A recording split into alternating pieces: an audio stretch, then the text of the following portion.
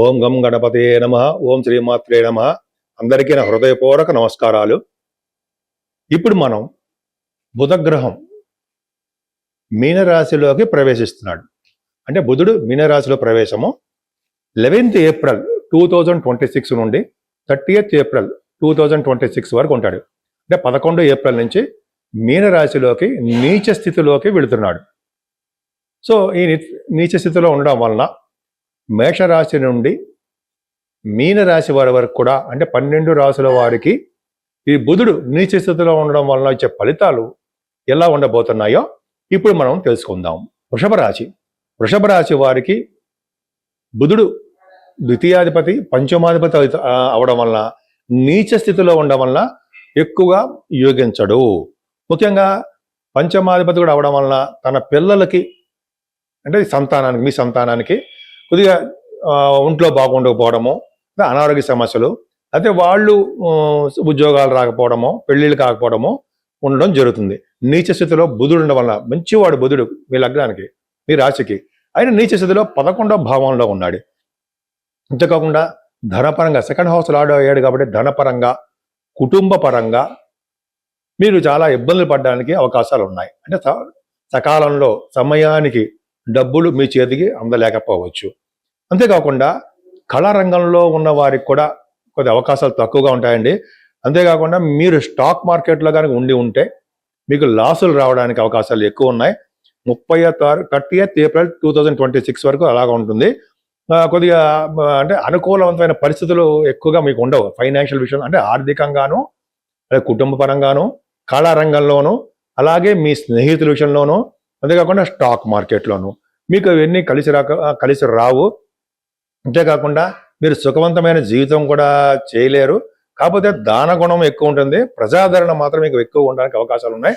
కొన్ని సందర్భాలలో మీకు కుటుంబంలో పేరు ప్రఖ్యాతులు రావడానికి అవకాశాలు ఉన్నాయి.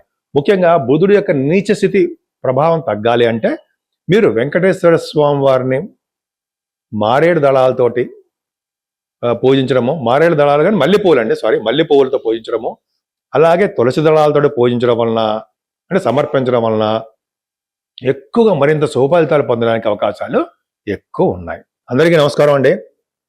నా పేరు మీకు తెలుసు, డాక్టర్ వాడ్రి ఆదినారాయణరావు. అందరికీ మీ విదేశాల్లో ఉన్న వారికి, ఇక్కడ ఉన్న వారికి కూడా పేరున నా హృదయపూర్వక నమస్కారాలు. నన్ను ఎంతగానో ప్రోత్సహిస్తూ నాకు ఫోన్లు చేస్తూ మీ జాతకాలు చెప్పించుకుంటున్న వారందరూ కూడా నా హృదయపూర్వక నమస్కారాలు. అంతేకాదండి, మీ జాతకాలు చెప్పించుకోవాలనుకుంటే మీ జాతకాలే కాదండి, మీ ఫ్రెండ్స్ సర్కిల్, మీ వాళ్ళు కానీ, మీ చుట్టాలు కానీ, మీ కుటుంబంలో వారికి ఎవరికైనా సరే జాతకాలు చెప్పించుకోవాలనుకుంటే, జాతకాలు అంటే మనకు తెలుసు, అంటే వివాహం అవ్వట్లేదనో, ఉద్యోగాలు రావట్లేదనో, లేకపోతే మనకి చిల్డ్రన్ విషయంలో కానీ, అలాగే అనేక రకాలుగా సమస్యలు ఉంటాయండి.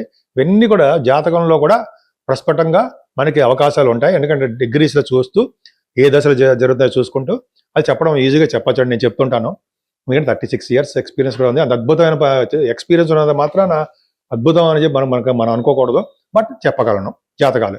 కాబట్టి మీరు మీ జాతకాలు తెలుసుకోవాలనుకుంటే మీ date of birth, time of birth, place of birth, 3 చాలండి. ఒకవేళ లేకపోతే ఎట్లా, మీరు అడిగిన టైం ప్రకారము అది వేయచ్చండి. ప్రశ్నాశాస్త్రం అంటాం. మీరు గబుకొని అడిగే, సార్ నాకు టైమ్ ఆఫ్ బర్త్ లేదు, మీరు చెప్పగలరా అని కనీసం మీ పుట్టిన ఇయర్ అది ఉంటే అంటే చెప్పచ్చు. సో అది పెద్ద ప్రాబ్లం కాదు. కానీ బట్ ఉంటే టైమ్ ఆఫ్ బర్త్ ఉంటేనండి, పుట్టిన టైం ఉంటే కరెక్ట్గా మనం ప్రిడిక్షన్ చేయడానికి పలానా టైం నీకు ఉద్యోగం వస్తుందనో, పలానా మంత్లో మీకు పెళ్ళిళ్ళు అవుతాయనో, పలానా ఇయర్లో కానీ అది మంత్లో కానీ ఫారిన్ కంట్రీస్ వెళ్తారని చెప్పచ్చు. నేను చాలామంది జరిగింది కూడా. మీకు వీడియోస్ కావాలని పెట్టమని పెడతా కూడా. సరే పక్క పెడదామండి. అంతేకాకుండా వాస్తు సంబంధించిన విషయాలు మీకు ఏమైనా డౌట్లు ఉన్నా, ఏమైనా మీకు అడగాలనుకున్నా కూడా మీరు వాస్తు సలహాలు కూడా నేను ఇస్తానండి. వాస్తులో కూడా నేను ఆస్ట్రాలజీ అండ్ వాస్తులో కూడా నేను చేశాను. 26 సంవత్సరాల కళ నాకు డాక్టరేట్ చేయాలని, అలాగే భగవంతు దయ వల్ల వచ్చింది. పక్క పెడదామండి. సో మీ జాతకాలు చెప్పించుకోవాలనుకుంటే తప్పకుండా మన ఆది ఆస్ట్రాలజీని మీకు ఫోన్ చేయండి, కింద స్క్రోల్ అవుతుంది. ఇలా నేను షూటింగ్స్లో ఉన్నప్పుడు కానీ, జర్నీస్లో ఉన్నప్పుడు కానీ, మీకు పర్సనల్ పనులు ఉన్నప్పుడు కానీ నేను గబుక్కని మీకు ఫోన్ లిఫ్ట్ చేయలేకపోవచ్చు. నేనే పర్సనల్గా మీతో మాట్లాడతాను. కాబట్టి మీరు వాట్సాప్లో మెసేజ్లు పెట్టేయండి, నేను తప్పకుండా చూసి నేను మీతో మాట్లాడతాను. మీ జాతకానికి సంబంధించిన పరిష్కార మార్గాలు ఏ విధంగా చేస్తే బాగుంటుంది అదన్నీ చెప్తాను. అంటే లక్షలు ఖర్చు పెట్టించేమని చెప్పి ఏమాత్రం చెప్పను. నెగిటివ్ థాట్స్ కూడా అసలు ఉండవు. మీ పరిధిలో ఉన్నట్టుగా పూజలు చేసుకుంటాను, లేకపోతే మీకు అంత అద్భుతంగా దశలు బాగోకపోతే చిన్న జపాలు చేయించుకుంటాను అని తప్ప నాకు మీకు డబ్బు ఖర్చు పెట్టడం వల్ల, మీకు డబ్బు ఖర్చు పెట్టించడం వల్ల నాకేమీ ఫలితం ఉండదు. ఆ దోషం నాకు అడ్డుకుంటుంది.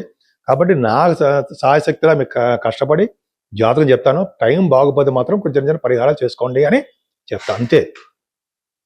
సరేనండి. మనం ఈ నెలలో మన శుక్రుడు గురించి చెప్పుకున్నాం కదా. అసలు ఈ శుక్రుడు యొక్క ప్రభావం మనమే అందరి మీద ఉండాలంటే ఏం చేయాలి? పైగా ఈ నెలలో మనకి వైశాఖ మాసం వస్తుందండి. 18వ తారీఖు నుంచి మనం దానాలు, పూజలు అవన్నీ చేసుకోవాల్సిందే. ఎందుకంటే ఈ వైశాఖ మాసంలో శుక్రుడు కూడా ఉంటాడు కాబట్టి నెలాఖరు వరకు శుక్రుడు అంటాడు, సారీ బుధుడు అండి. బుధుడు గురించి శుక్రుడు కూడా ఆలోచన చేస్తూ ఉంటుంది. నెక్స్ట్ శుక్రుడు గురించి చెప్పుకోబోతున్నాం. బుధుడు కూడా అండి, బుధుడు నీచత్వం పోయి మనకి మంచిగా జరగాలంటే బుధుడు విష్ణువుకు సంబంధించిన పూజలు ఎక్కువ చేసుకోవాలండి. పైగా సింహాచల నరసింహస్వామి యొక్క పూజలు కూడా ఆయన అలా ఆల్మోస్ట్ మనకి 27వ తారీఖు ఉందండి. అది దర్శనం చేసుకోవడము. లక్ష్మీ నరసింహ స్వామి అంటాం కదా, సింహాచల లక్ష్మీ నరసింహ స్వామి, వారికి దర్శించుకోవడము, ఆయన నమస్కారం పెట్టుకోవడం. విష్ణుమూర్తి కదండి, విష్ణువుని పూజించడం వలన. అలాగే ఈ నెలలో కూడా మనకి అక్షయ తృతీయ కూడా వస్తుంది. ఆ రోజు బంగారం కాదండి, దానాలు చేయాలి. అలా దానాలు చేయడం వల్ల, మంచి మంచి పూజలు చేసుకోవడం వల్ల మనకి అక్షయంగా పెరుగుతూ ఉంటాయి. అందుకనే ఈ వైశాఖ మాసంలో దానాల్లో అత్యంత ముఖ్యమైనదంటే మంచినీరు దానం అని. చూడండి, చాలామంది మంచినీళ్ళు దానం చేస్తూ ఉంటారు. అవన్నీ పెడుతూ కొన్ని చోట్ల మనకి చూస్తూ ఉంటాం కదా, కుండలలో పెట్టి నీళ్లు పెడితే చేస్తుంటారు కదా, అవన్నీ చేయడం. లేకపోతే మంచినీళ్ళు దానం ఇవ్వడం, కూల్ వాటర్ ఇవ్వడము. ఇలా మనకి కనిపించిన ప్రతి వాళ్ళకి నేను కూడా చేస్తుంటారు. కనిపించిన ప్రతి వాళ్ళకి మంచినీళ్ళు దానం అనేది చేస్తే మనకి కాదు, మనతో పాటు మన తరాల వాళ్ళకి, పైన వాళ్ళందరూ కూడా మనకి మన తనువు చాలించిన తర్వాత కూడా ఈ దానం అనేది మనకి చాలా ఉపయోగపడుతుంది. అంతేకాకుండా మంచినీళ్ళు దానం కాకుండా అన్నదానం, వస్త్రదానం చేయాలండి. వస్త్రము, అన్నదానము, అలాగే మనకి మంచినీళ్ళు దానము, అలాగే గొడుగులు కూడా ఇవ్వాలండి. ఈ నెల నీడ కల్పించాలంటే గొడుగులు దానం ఇవ్వాలి.